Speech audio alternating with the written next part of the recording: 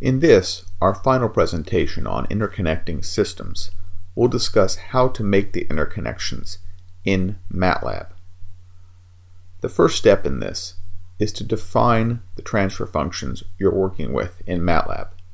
And in MATLAB, you specify a transfer function by specifying its numerator and its denominator polynomials. These are captured in arrays.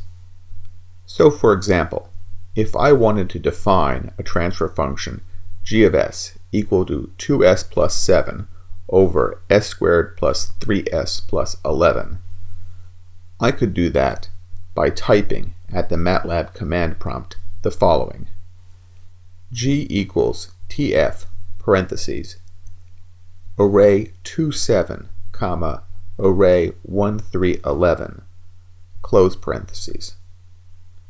The 2 7 array specifies the numerator coefficients of the polynomial 2s plus 7, and the 1 3 11 array specifies the denominator coefficients of s squared plus 3s plus 11. After this command is executed, the transfer function g will have been defined.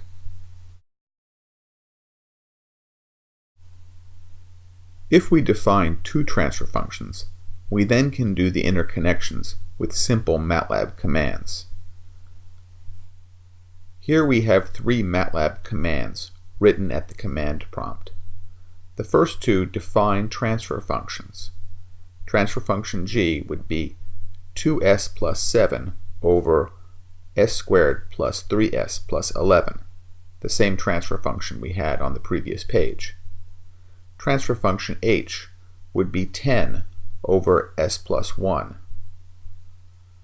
We then can make a series combination or cascade combination of these two transfer functions, and we're labeling that p.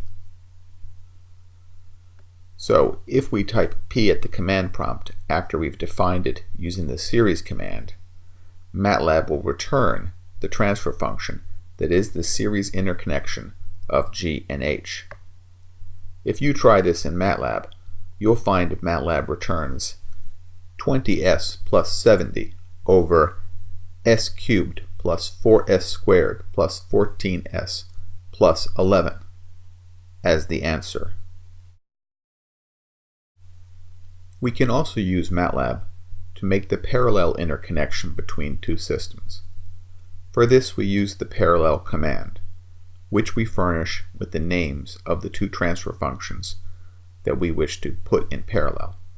So here we define q as a new transfer function as the parallel combination of system g and system h. MATLAB will return the following transfer function in response to this command with the g and h that I defined on the previous page. You should try this in MATLAB to make sure you're familiar with the syntax and commands. The final system interconnection that we'll examine the MATLAB command for is the feedback interconnection. The command for this uses the feedback command. The syntax is f equals feedback of g and h. This puts g and h into a feedback interconnection as shown in the diagram at the bottom of the page, and returns the closed loop transfer function, which it labels f.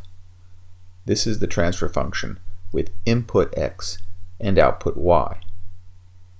If you try this with the g and h that we defined on the previous page, MATLAB will return the following transfer function: 2s squared plus 9s plus 7 divided by s cubed plus 4s squared plus 34s plus 81.